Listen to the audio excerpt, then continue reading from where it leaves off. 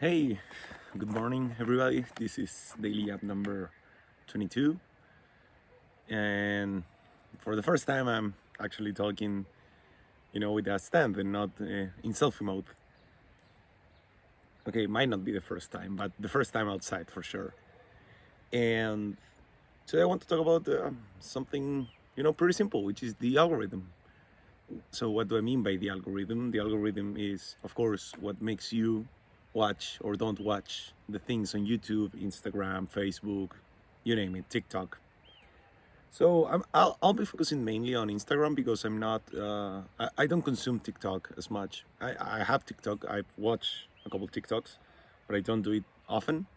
Instagram is the one that I do, and of course YouTube. But I feel like YouTube is like from all the social media, it's definitely the one that's most different. So anyway, talking about the algorithm of Instagram, the other day I was listening to a conversation that a guy was having with some older couple, and he was saying how like the algorithm keeps you sad. It keeps you like with a low self-esteem, because when you have a low self-esteem, then it's easier to sell you things like shoes or clothes or gadgets, technology, you name it. So, after I talked with this guy, and pretty cool guy, like I met a good friend, but I think that there's a misunderstanding in a lot of people about what the algorithm shows you. Because people always say that, oh, the algorithm is evil, right? They put this moral label on the algorithm.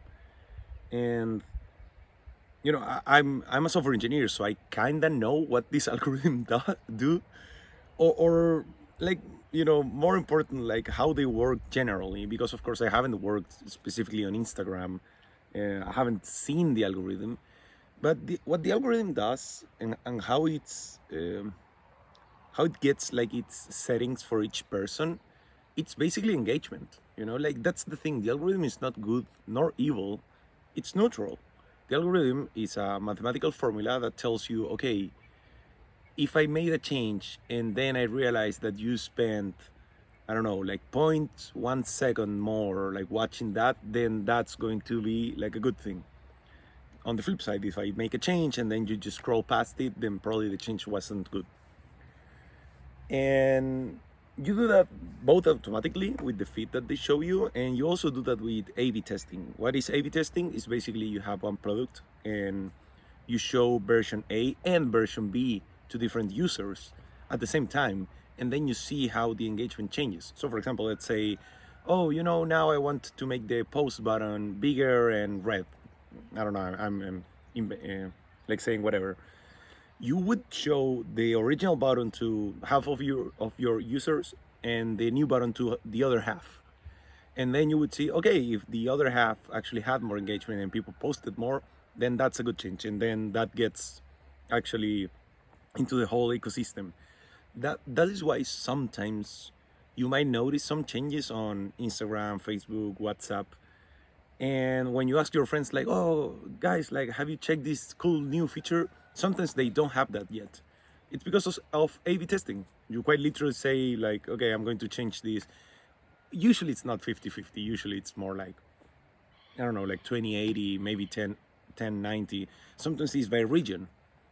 But whatever, like going back to the algorithm, what I would like for people to understand is that, once again, the algorithm is neutral. The algorithm is a maximizer function which maximizes the engagement. The engagement can be, clicks or interactions, and most of the time just screen time, or maybe a combination of all of those. So, if it is that way, and it has always been that way, by the way, why people think that the algorithm is bad or it's evil, or that it wants to make you sad or insecure or anxious? And I think that it's interesting because I feel like those statements and that way of thinking tells us a lot more about us as humans than it does about the algorithm. Because when you think about it, so for example, now I'm going to go to my personal stuff. Lately I've been getting a lot of like videos of, people being very hypocrite. When you say one thing and then you do the other, right? Or when you have a double standard. I'm not sure how to translate that word, hypocrisy. But I don't know how you call a person that has hypocrisy. Hypocrite, I think. Especially about girls, when it comes to, oh, what man should do or shouldn't do, and then they ask them, okay, then women should do this. They're like, no, that's so wrong, right? So I'm sure that you'll probably seen a couple of those videos. And the thing is that I realized that I started getting a lot more of those in last few months. And then I realized, I was like, has something changed in me about these last few months that I'm seeing more of this material? Which, by the way, of course, gets me at some point, right? Like I honestly get kind of mad when I see people having these double standards. Not specifically about like girls and guys. I'm talking about like anything, when people say like, oh no, yeah, I should be able to do this, but then these other people shouldn't be. It's like, dude, come on. So that's when I realized is that the algorithm, like once again, it maximizes the amount of engagement that you have. And the thing is that on a very personal level, I've been working on some, like emotional trauma. Maybe trauma is too strong, but some internal things. I've been doing some internal work when it comes to emotions, specifically when it comes to like romantic relationships. And because I've been working on that, of course, now I'm more captivated by that, right? Like my attention flows towards that, which is relationships, romance, and all of that. So the algorithm probably catch that, and then it starts showing me, okay, let's see if Ignacio will react to one of these. And it did react, right? Like I love when they get owned, right? And I also enter the comments and spend a good amount of time actually reading the comments on some posts. So there you got it. Like that's how the algorithm, at least for me, started to show me more about this. And what I think that it's crazy is that you know how we have confirmation bias, right? Which is that when you have a theory, a hypothesis, you want to find a proof of that thing, right? That supports your hypothesis. And that in itself, it's a bias, right? Because of course, if you want something to be real, you will look harder for things that support your idea. But that can also be applied to things like trauma, right? So for example, once again, in my case, if deep inside me, I have this feeling or thought that romantic relationships are dangerous, right? Because you can get really hurt. I know, I have been in the past.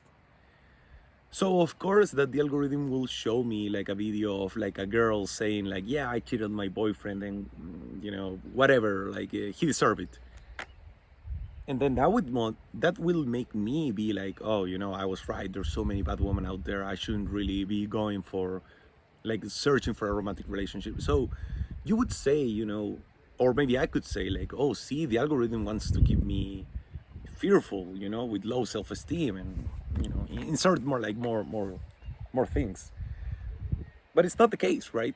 It's more about my own nature. It's because I do have these traumas or these, once again, I'm not finding the words to describe them, but traumas is too strong. I have these, I don't know, internal doubts, and the algorithm feeds me things that confirm that, and then I'm happy with that, right? Because, oh, like a part of my brain thinks, right, I think it's dangerous. Then I see a lot of, people acting the way that I would like to avoid. Then that confirms that it is dangerous. So then I just keep being my own self and don't grow. And that's what the algorithm does, It's more a reflection of what you are. There's a reason why sexuality, right, and sexualization of things have become so prevalent in media. It's because it's what catches our attention. Now, in that sense, it's more primal, I would say, right? We're all bound to want to have sex. Well, most of us at least. And, it's the same thing with rage bait, right? It's the same thing with the news. When they show you like, oh, like triple homicide somewhere close to where you live, or drug addiction, it's rising. Like people are attached to that, and this is something that news anchors have known for a long time, which is that shock sells, right? What shocks you sells. And in social media, it's not really that different, right? The only difference is that before it was people deciding, okay, what news are we going to show, and therefore they like self-censored a little bit, right? It was, like in news, you will never see like explicitly gore scenes, as well as in news, you will never see like hypersexualization the way that you see in social media.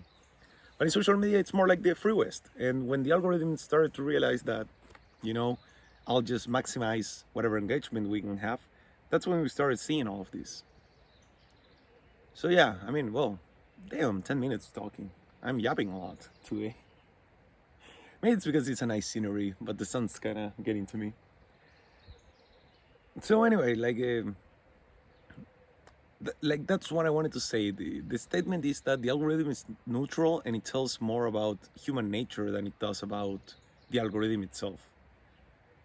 What is being shown, and okay, so you can probably make like the lesson out of this on two levels. One, personal level, like look at your feed, look at what you see. Whatever that you see is what catches your attention.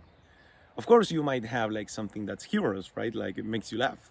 I sure know that I have a lot of that, and it's true. Like I try to find joy in simple things. You know, I laugh out loud when I see some memes. But I also realize that I have this problem where I see a lot of like, you know, stories about like people cheating, double standards, right? That's like the rage bait that gets me. For other people, it will be things like, I don't know, like rescuing puppies, or like maybe like the other way, like what the rage bait for those people would be like animal cruelty.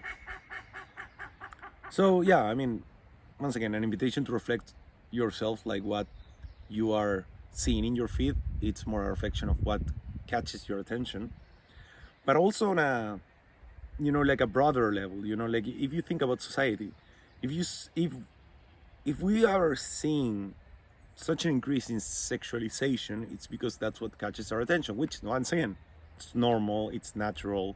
We're only animals, special animals, but animals nonetheless. But then also it makes you think like, okay, but what about with all the problems that you're seeing in the world? Like, for example, immigration, right? And like anti-immigrant sentiment. That tells us that, maybe we as humans are, you know, just like back in the old days, right? Where you would see something different and you would like find reasons to think that that different is something bad. So yeah, I mean, something to think about. The algorithm is neutral. It reflects on human nature. I'll see you tomorrow.